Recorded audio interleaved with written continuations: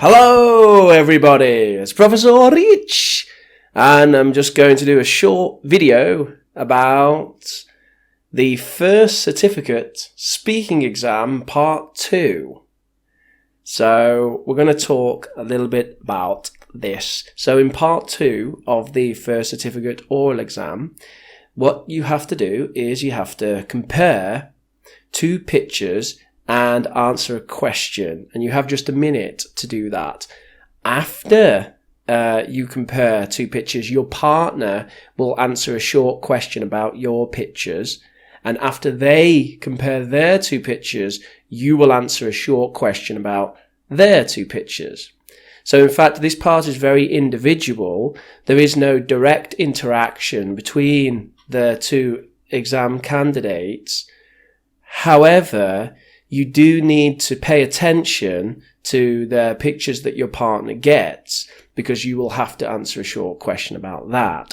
So what I'm going to do here is I'm just going to show you two recordings of me performing the exam task, and I'm going to highlight some of the language that I use. Now, I perform this entirely naturally, which means that the level of language that I'm using would be probably considered around about advanced level, which means that if you can use some of these structures when you do the exam, then you're doing more than the examiner will expect at first certificate level. Okay, now the examples that I'm going to use are actually from Cambridge First Certificate Handbook, the 2015 edition, which is the new one. And you can download that from Cambridge English's website. If you do a Google search for it, you'll find it. It's just the First Certificate Handbook 2015 edition. In this part of the test, I'm going to give each of you two photographs. I'd like you to talk about your photographs on your own for about a minute, and also to answer a question about your partner's photographs. Professor Rich, it's your turn first. Here are your photographs. They show people who are helping other people in different situations. I'd like you to compare the photographs and say how important it is to help people in these situations. Alright? Alright, so we've got two pictures here where there's someone being helped by someone else.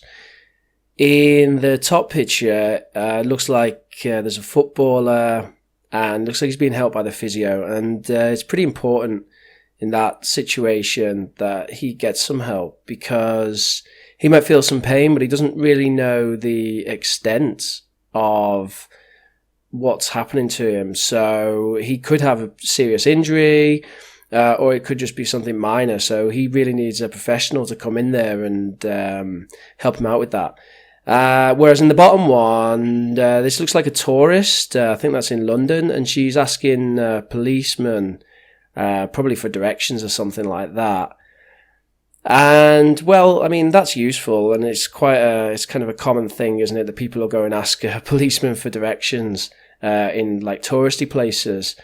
But I mean, the help that she's getting there really isn't as crucial as the help that the guy in the other picture's getting.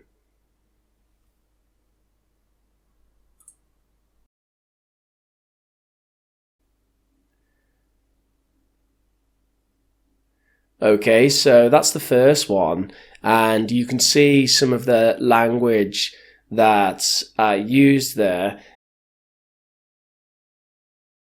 And remember that at that point, the examiner will ask the other candidate a short question on the same topic as those photographs. But we're going to go straight into the next example. We're going to go straight into the next example. So, now, Professor Rich. Number 2, here are your photographs. They show people spending time in different gardens. I'd like you to compare the photographs and say what you think the people are enjoying about spending time in these gardens. Alright? Alright, so we've got a couple of pictures here which show people in different types of gardens. The first picture looks like an allotment or a private garden, and I guess that for the guy who's doing a bit of gardening work there in the top one, I guess that what he finds enjoyable about that is kind of how rewarding it is to sort of grow his own plants, and maybe he's even growing his own food. I can't really tell exactly from the photo. Whereas the bottom one is obviously some kind of tourist attraction, some kind of public gardens, or maybe it's the gardens of some sort of estate. And I think people go to those kind of places to relax and to see things that they've never seen before. I mean, maybe we've got a couple of tourists there who are doing a bit of sightseeing and things like that. And remember, again, at this point, the examiner would ask a short question on the same topic to the other candidate. Okay?